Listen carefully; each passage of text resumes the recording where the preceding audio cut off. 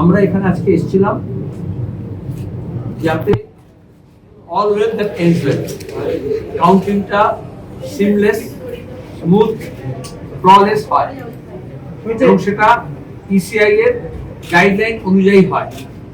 আমরা আমাদের রাজ্যে টিপিক্যালি কাউন্টিং রুম দেখেছি পঞ্চায়েত নির্বাচনে, যেখানে আজকের এই বিডিও এসডি অফিস, এই আইসিওসি এসপির অফিস সেগুলো ব্যবহৃত হয়েছিল।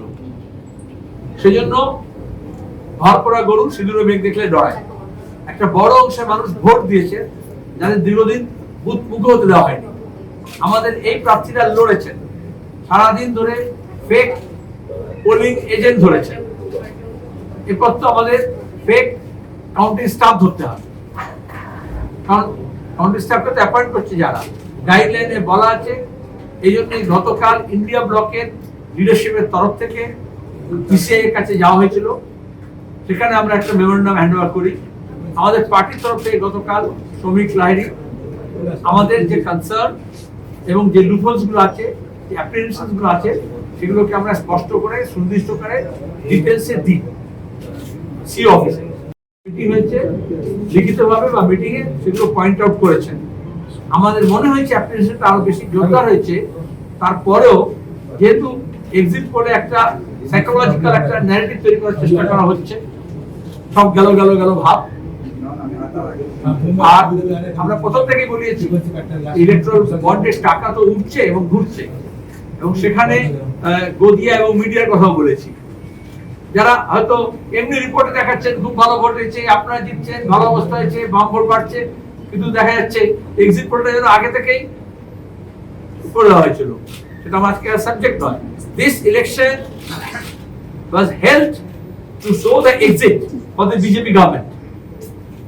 সেখানে এন্ট্রি পয়েন্টে হোম মিনিস্টার যা বলেছিলেন সেটাকে এখন পোশাক করে দিয়ে অপিনিয়ন পোল করে দেওয়া হয়েছে।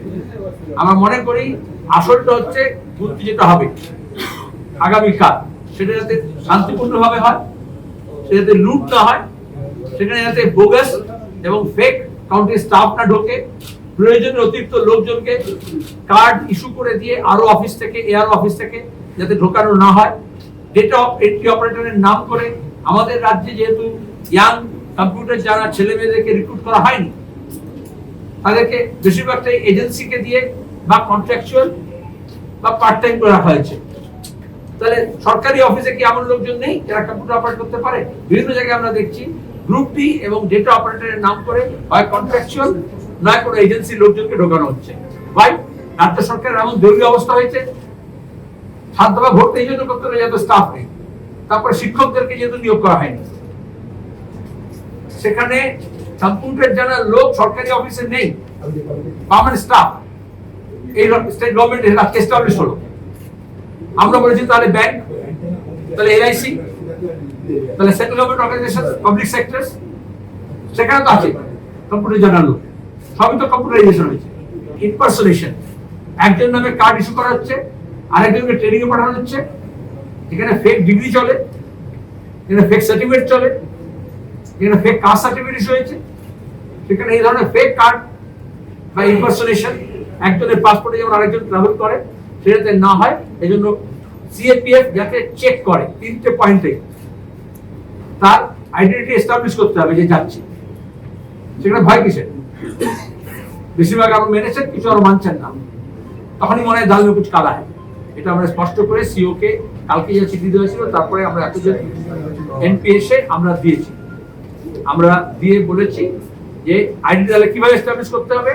আমরা আর্গুমেন্ট দিয়ে বলেছি, আগে যখন এত মিথ্যাচার ছিল না, এত ফেক ছিল না, লোকে টিকিট দেখেই জার্নি করতো, এখন টিকিট দেখিয়ে তারপর একটা আই কার্ড দেখায় যে সেই কিনা সেই। তাহলে এখানে যখন আরো যে কার্ড ইস্যু করছে কাউন্টিং অফিসিয়ালসদের, তাকে তো আইডেন্টি এস্টাবলিশ করতে হবে। এবং এটা আমরা আগেই জন্য বলিনি যে আগে দিলে তো আবার সেটাও গভর্নমেন্ট ইস্যুড যে আইডেন্টি কার্ড আছে সেটাও নকল হতে পারে, যেখানে এই গভর্নমেন্টের চাকরি ভুয়ো বাতিল হচ্ছে, কাস্ট সার্টিফিকেট, ওবিসি সার্টিফিকেট বাতিল হচ্ছে।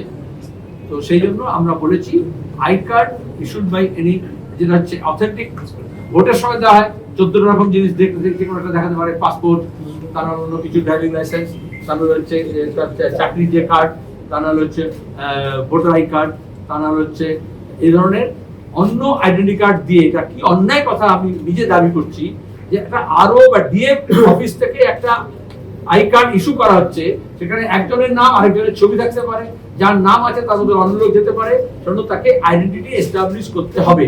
আর যারা রিফিউজ করবে তাদের বুঝতে হবে তারা ফেক লোককে ঢোকাতে চাইছে। যদি আমাকে যদি কেউ আইডেন্টি কার্ড দেখতে চায়, আমি দেখাবো না কেন?